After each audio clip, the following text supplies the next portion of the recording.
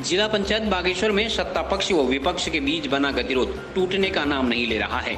Budget के असमान वितरण सहित अन्य आरोपों पर कोई ठोस समाधान नहीं होता देख जिला पंचायत के उपाध्यक्ष सहित 9 सदस्यों ने जिला पंचायत के खिलाफ फिर मोर्चा खोल दिया है। नाराज सदस्यों ने जिला पंचायत कार्यालय के समक्ष नारेबाजी के साथ प्रदर्शन किया तथा रामधुन गाकर विरोध प्रकट किया है। नाराज सदस्यों को नायब तहसीलदार दीपिका आर्य ने भी समझा बुझाकर शांत करने का प्रयास किया, लेकिन नाराज सदस्य ठोस समाधान के बिना मानने को तैयार नहीं हुए।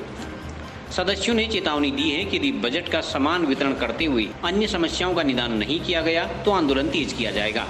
बाद में सदस्यों ने नायब तहसीलदार को समस्या युक्त ज्ञापन भी सौंपा है।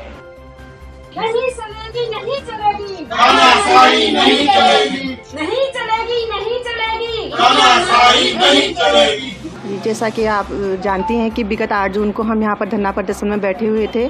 तब हमें एमए साहब के लिखित आश्वासन पे 3 दिन के लिखित आश्वासन दिया गया था। तो हम आज यहाँ पर आए हैं तो आज एमए साहब ही गायब हैं। तो आप इसी से आप अंदाज़ा लगा सकते हैं कि इस जिला पंचायत में क्या चल रहा है। मेरे हिसाब से तो यहाँ का अधिकारी प्रत्येक कर्मचारी इस सांठगांठ में मिला हुआ है। 1-2 सप्ताह पूर्व मैंने समाचार पत्रों में देखा कि जिला अध्यक्ष महोदया ने लिखा था कि विपक्ष हम पे अनावश्यक रूप से दबाव डाल रहा है और हमसे बातचीत वार्तालाप करने नहीं आता। जब हम उनसे वार्तालाप करने यहाँ पहुँचे हैं तो आप देख ही रहे हैं अध्यक्ष महोदया यहाँ वार्तालाप करने हमारे बीच में नहीं आ रही हैं।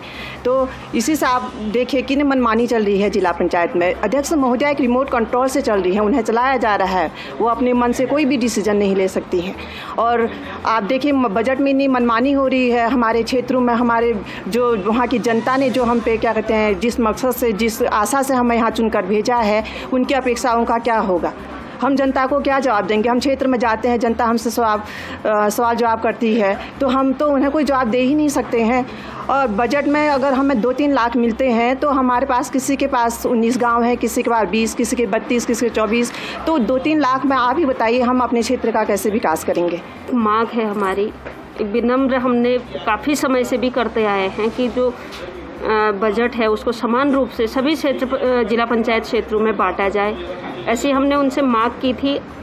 तो उनके द्वारा जब हमने ये बोला था पिछली बैठक में 8 अप्रैल को एक बैठक हुई थी, उसमें हमने बोला था कि उससे पहले की बैठक में बोला था हमने कि 20% की जो धनराशि है आप कह ही रहे हैं तो हम कोरोना काल चल रहा है, आपदा का समय है, तो इसमें आप उसको इस्तेमाल करिए। हो सकता है अध्यक्ष हैं उनको ज़रूरत पड़े, तो इसलिए हमने रखा था। अगली बैठक उन्होंने नियोजन समिति की तो उसमें सीधे 55% धनराशि जो है अपने विवेकाधीन घोषणाओं के लिए, अन्य सीएम हेल्पलाइन के लिए, इन चीज़ों के लिए उन्होंने रख दिया, जिसका हमने सदन में भी विरोध किया। तो उस विरोध को उन्होंने विरोध नहीं माना, उस विरोध को उन्होंने हमारी आवाज़ को बिल्कुल कुचल दिया। तो इससे मैं अभी आपको बताना चाहूँगी कि रिमोट कंट्रोल जैसी बात क्यों चल रही है।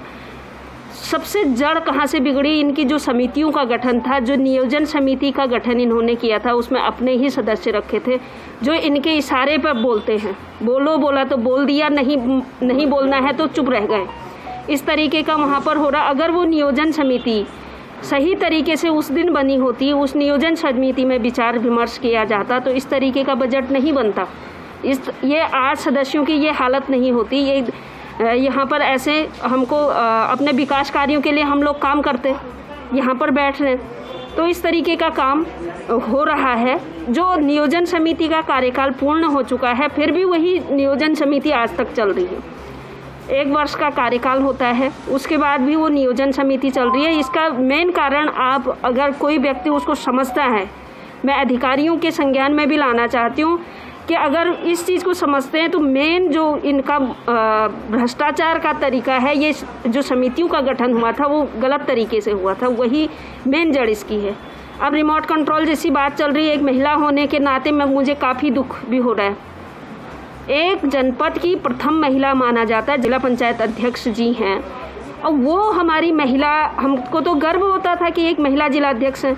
आज वो रिमोट से चल रही हैं तो हम लोग भी सोचते हैं यार हम क्या सीख लें, प्रेरणा स्रोत मानते थे हम लोग, सोचते थे इनसे सीखने को मिलेगा। तो आज ये स्थिति है। और इस तरीके का सौतेला व्यवहार जब सदन के अंदर आदमी कोई भी प्रतिनिधि आ जाता है तो उस सदन का, उस परिवार का व्यक्ति बन जाता है। तो इस तरीके का सौतेला व्यवहार करना उचित नहीं है। अभी भी 3-4 दिन से, हम 2 हफ्ते से लगे हैं इस कार्यक्रम में, और वो कह रही हैं न्यूज़पेपरों में, समाचारों में हमको सुनने को मिल रहा है, आपके चैनलों में, कि आइए वार्ता करते हैं। हम तो यहीं बैठे हैं, हम उनके घर कैसे जाएं?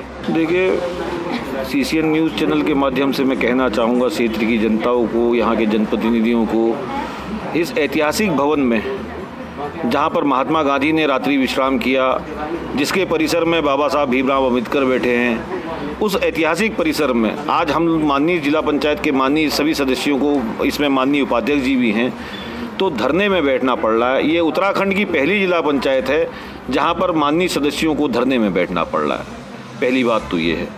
उसके बाद जो हमारी माननीय अध्यक्षा हैं, वो पूर्व में ग्राम प्रधान रह चुकी हैं, वर्तमान में जिला पंचायत की अध्यक्ष का पद का दायित्व संभाल लें, तो हमको उनके कार्यप्रणाली को देख के लगता है, जैसे सदन में किसी भी चीज़ का ठोस जवाब ना दे पाना, तो मुझे लगता है कि रिमोट कंट्रोल से वो चल रही हैं। तो सबसे दुर्भाग्य ये है कि एक महिला को तो 2 साल का कार्यकाल, लगभग हमारा 1.5 साल का कार्यकाल हो गया, तो उनको सदन में जो गतिरोध है, गतिरोध किसी की क्षमता बढ़ाता है, उसको सिखाने का मौका होता है। फिर भी मैंने देखा कि वो जो उनको जो सलाह दे रहे हैं, कहीं ना कहीं उनको विचारों को गुमराह कर रहे हैं। हमारे इतने दूरस्थ क्षेत्र से आदि बद्री माँ भगवती, माँ बदियाकोट की माँ आदि बद्री माँ भगवती के उस स्थान से वो आती हैं। मैं तो उनकी तुलना माँ भगवती से कर रहा था। मैं सदन में भी कई बार मैंने कहा कि मैं इकलौता जिला पंचायत का सदस्य हूँ जिनने उनके पैर छुए होंगे। तो कहीं ना कहीं जो उनको कार्य प्रणाली है, उनको सुधारने की ज़रूरत है।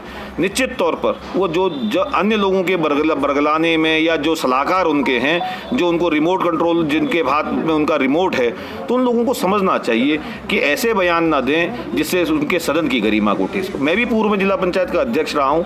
आज इतिहास गवाह है, इतिहास उस सदन की बात सदन तक रहती थी, उसके बाद तल्ख टिप्पणियाँ भी आपस में होती थी। तो कभी सदन का गतिरोध शासन प्रशासन या कहीं नहीं गया। तो मैं उनसे कहना चाहूँगा, ये निवेदन करना चाहूँगा, जो हमारे क्षेत्र के लोगों का हक है, आप हमको ओवरगो करके हमारे क्षेत्र में, मुझे चाहिए मेरे क्षेत्र में पेयजल की योजना, आपने दे दी वहाँ खड़ंचे की योजना, तो निश्चित तौर पर यह गतिरोध समाज के अंतिम गांव तक भी जाएगा। तो इस गतिरोध को समझने का प्रयास करें कि वहाँ के जो जनप्रतिनिधि हैं, अगर उनका तिरस्कार आप करेंगे, उनकी बातों को नहीं सुनेंगे, तो निश्चित तौर पर बाबा बागनाथ की धरती में हम लोग बैठे हुए हैं। तो जहाँ पर को न्याय की ज़रूरत है, हम अनिश्चितकालीन धरने में यहाँ पर को बैठेंगे। न्याय के तो हम अपना हक और अन्याय हम लेके रहेंगे। और आपके चैनल के माध्यम से भी मैं कहना चाह रहा हूँ कि वो लोग भी सचेत रहें जो माननीय अध्यक्षा जी को उनके सीधा होने का, उनका सीधा होने का जो गलत इस्तेमाल कर कर उनको जो है गलत दिशा में ले जा रहे हैं। तो उनको कहीं ना कहीं आज सचेत रहने की ज़रूरत है।